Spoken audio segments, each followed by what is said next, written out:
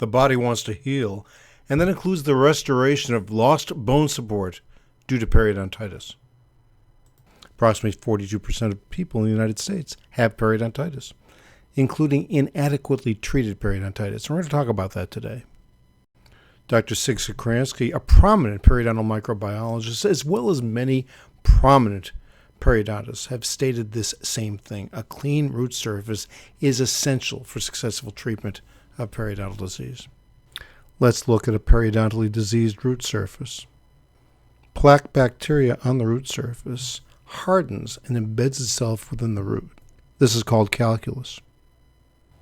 Most calculus is not thick enough to show up on an x-ray as this one does. We apply a periodontal probe and we feel first for the calculus, a rough root surface. We then bypass the calculus and probe the depth of the periodontal pocket, the amount of attachment loss that's present. How deep can a hygienist get?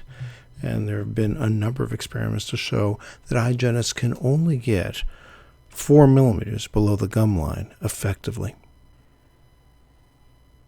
Let's take a look at a root surface. You're seeing calculus on the right side.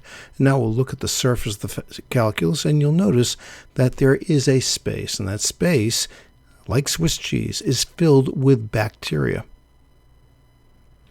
Let's take a look at a different view, and I've colored the calculus brown on the right side. There are finger-like projections that burrow themselves into the root surface. A hygienist will go in and clean the root and be very satisfied when a piece of calculus flies out.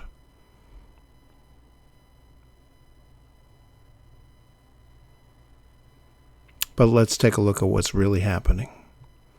The hygienist is working on the calculus, and the calculus itself fractures.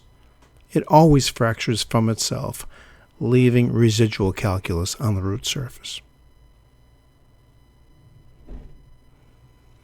A hygienist will then go in with hand instruments and clean the root surface off.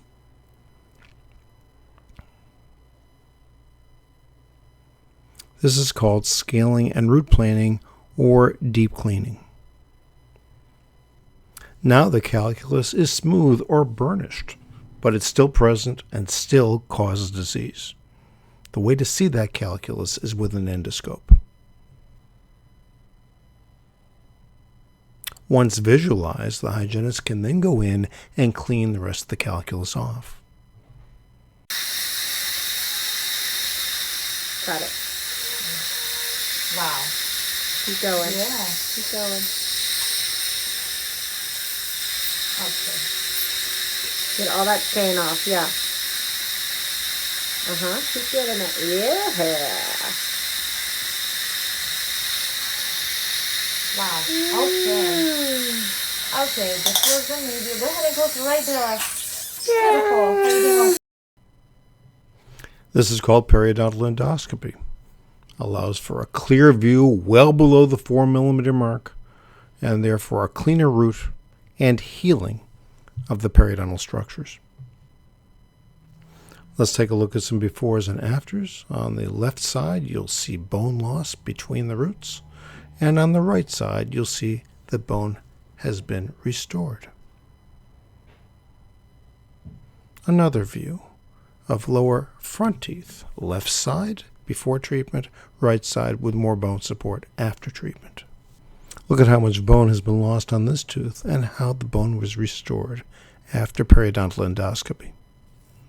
An example of a long-term result. Periodontitis is related to overall health as well. If you have periodontal disease, you're twice as likely to have a heart attack, 3 times as likely to have a stroke.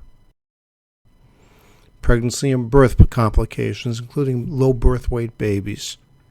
Diabetes. Patients have difficulty controlling their blood sugar in the presence of periodontitis. And some forms of cancer have been found associated with periodontal disease.